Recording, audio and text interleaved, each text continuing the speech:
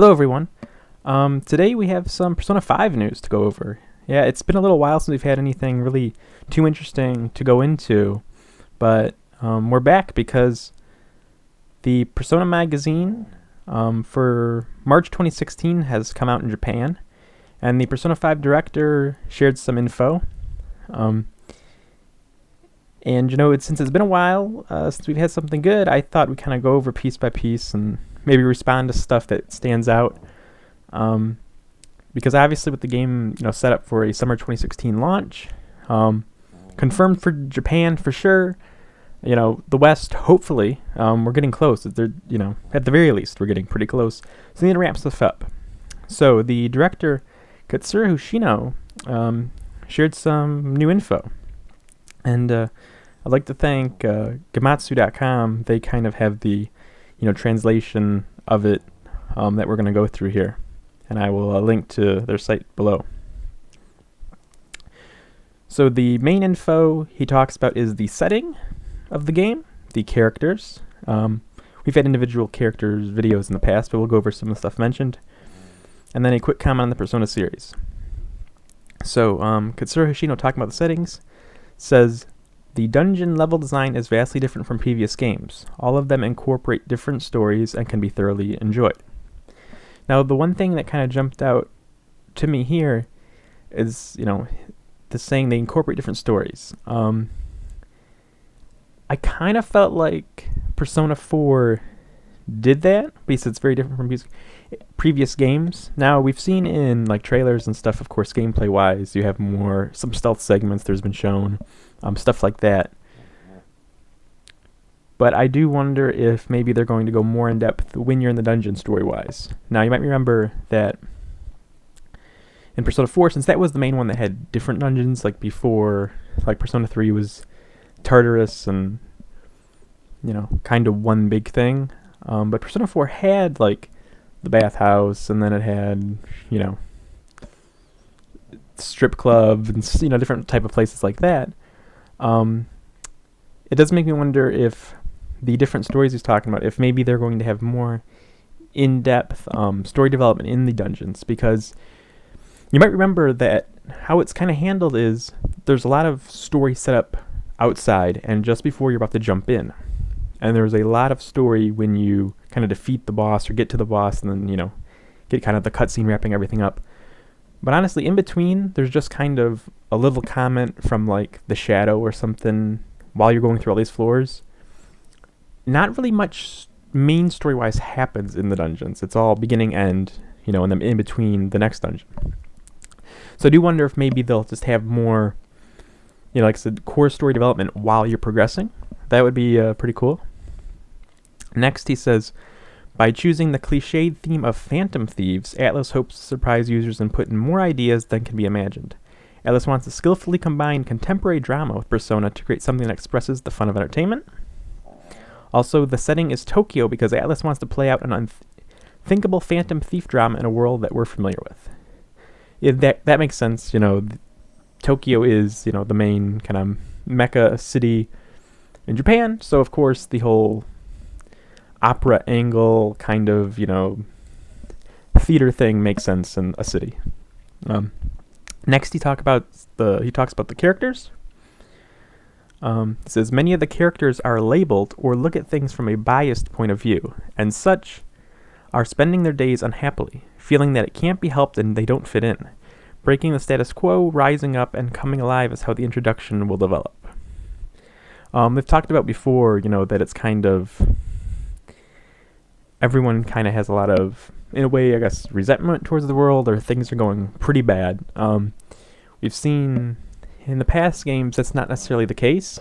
When things start out, you're not necessarily dealing with kind of depressed outside characters. There's some are cheery, some are not, but I don't think they've started the game from that angle. Of Persona 3 starts off pretty action-packed and stuff, but even that with serious stuff going on, I don't feel like it's necessarily everyone's viewing things from a negative viewpoint, so we'll see how that goes. Next, regarding Ryuji Sakamoto, a let's change the world character who pulls along the protagonist. The hero begins his phantom thieving after getting caught up with Ryuji. He's insistent but kind on the inside. His personality is a good match for his voice actor, and his persona, Captain Kid, matches Ryuji's setting and episode. So, Ryuji Sakamoto is like the best friend. He pulls along the protagonist. Very I guess, kind of taking the Yosuke role a bit, who, I mean, even Persona 3 you had but really Yosuke, I feel like, stands out in the Persona series as being like the most bro. He is like really pushing things along, really kind of like really the driving force next to the main character. And it seems like he's going to kind of take that role, which it wasn't surprising by a lot of the stuff that's shown. Regarding Anne Takamaki, a quarter American character who has returned to Japan and is well liked, but doesn't have friends, and though she stands out, is cut off and isolated from her surroundings. Now keep in mind there's like some light spoilers in this, kind of, like just saying, oh, they meet. So just be warned right now, I guess. Like, they didn't go in, there's a little more on Anne here. So after becoming your friend, her bright personality makes her the lively mood maker of the group. Her persona, Carmen, has a femme fatale side to her, and an incident related to Anne, the protagonist Ryuji, will take on a fight in the other world. In this sense, Anne will have an influence on the fate of the protagonist. So yeah, like I said, that's kind of a light spoiler there. They were, talking about the fight in the other world, but not necessarily surprising at all.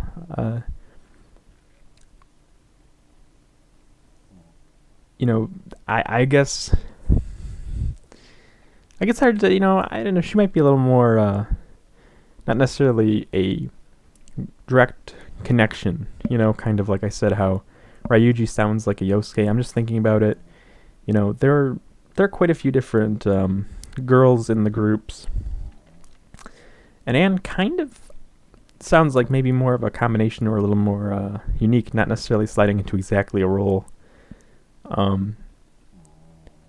Like, I almost feel like Chie was pushed a lot, and in the past you've had other characters, but again, like I said, more of the femme fatales character. I don't know, like, that wasn't Chie at all. That was, so I think Anne is going to be pretty interesting, because I don't think we have it's not just she's taking the form of this role, it feels like. Regarding Morgana, of course, this is the cat character. He says it's a character similar to Persona 4's Teddy that will help you navigate the other world. Having previously been involved in the Phantom Thief business for certain reasons, she also bears the responsibility of training the protagonist as Phantom Thieves. In the real world, Morgana takes on the form of an ordinary cat, and Hashino wants you to look forward to the reason why that is. Morgana's persona, Zoro, is her admired form, because she's usually small and called with a, "Hey, cat!" Morgana's persona takes on a macho form. So yeah, if you don't remember, I think it's been confirmed before, but Morgana is a female. I guess it doesn't necessarily stand out. And of course, not surprising that she is similar to Teddy. But they do have some interesting things, such as, they do point out that in the human world, she takes on the form of a regular cat. So in the other world, I guess she does not necessarily, less of a regular cat. In the past, the kind of side animal-ish character or whatever kind of was the same in and out of the other world. Teddy kind of looked the same. I mean, of course, we had other stuff happen, but I don't know. I feel like going from like a form to a different form automatically is a pretty new thing for a character. And by him specifying, you're going to want to look forward to that reason why that is, I assume that's a pretty big story beat. So that's pretty cool. I'm really looking forward to Morgana. And like I said, when I remember when it first revealed, I didn't even realize it was a female cat, but they did make that clear shortly after. Like I said, also point out that Morgana's been a Phantom Thief in the past, so I guess it's not just a kind of tag along, kind of like Teddy got roped into it. They're comparing to Teddy, but Teddy wasn't the sharpest tool in the shed. Teddy was not like a smart kind of advisor. If Morgana has experience, I'm sure she's more feisty and not old and all that. But I guess you could say, more of a mentor, kind of oddball side, leader or advisor. Maybe more like Yoda in a way, not to that extent, but of course, but like more knowledgeable, more of a knowledgeable, experienced person instead of just this kind of side character that's kind of dragged into it. So interesting to see how she develops. Regarding Yusuke Kitagawa, he says it's an eccentric character whose illustration may give off a different appeal. He has talent as a painter and is also an art scholarship student. There's not really much there. Yusuke has been shown lightly, but they never really went much into that character. And it was obvious that he, like, in the trailers they've shown him, like, graffiti on walls and stuff. So they really didn't say much there. Again, I guess they're not really delving too deep into that character in terms of, in comparison to the other ones. Also confirms there will be a system similar to social links. Is communication the driving force for those who are trying to make a change? ? With that question in mind, Hashino says it will be good if Persona 5 depicted human relations a step above Persona 3 and Persona 4's social links. That's really awesome to hear, to me, because part of why I love the Persona is I feel like they actually do a great job. When you look at video games out there, they really stand out, I think, as a great example of really making things kind of feel, even in sometimes a fantastical world and supernatural or weird, a lot of the relationships do kind of feel real. Like, I think they do a really good job of making you feel connected to the other characters you get to know, and like you really I think, get into that world. And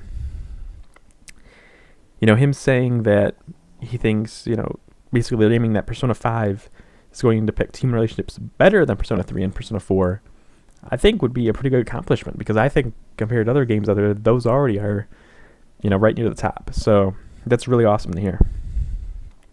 Finally, on the Persona series, he says Atlus is celebrating the 20th anniversary of the Persona series this year. Hashino says Atlus is thinking about making an announcement that will please users while first waiting for Persona 5, and to look forward to something in that area. So yeah, that's awesome. 20th anniversary Persona 5 coming out, you do expect things to start ramping up and to get some new news. And if Atlus starts having some sort of teasing or some sort of live stream or anything like that, some sort of event, people will go for the ride. I know that. I've been through that. We've had kind of a bunch of videos last year that were kind of all about that, So I look forward to it. I love Atlus can sometimes be irritatingly quiet sometimes, but when they get kind of say like something's coming, you get antsy and you get roped in, and I think it's actually a lot of fun. So yeah, we will be back to talk about any teases or anything like that in terms of the 20th anniversary celebration or a new announcement. So yeah, that is what basically the new news, I guess, in terms of Persona 5. Yeah, it still sounds good, obviously. We're all still waiting. Hoping, I guess, when you think about it, if it's, coming summer, with this is coming from, the March issue of Persona Magazine, you have to think, maybe we'll get their next sizable thing relatively soon. I mean, if it's coming in the summer, you think about E3 being in June, but of course, this being a, Japan game, they don't have to wait till E3 necessarily. Like, I could easily see May being a month to really start ratcheting things up, hitting the Japanese audience first with info, then taking that stuff to E3 in June and pushing it into the Western audience's face. That could be a smart strategy. And then, summer, I don't know, launching something in July? I don't know exactly when you launch it in the summer. July, August to me is kind of when that happens. That's what stands out to summer as me. Like I said, I don't really see it releasing the same month as E3, though, which in June, which I guess is technically a possibility as well. but we'll see.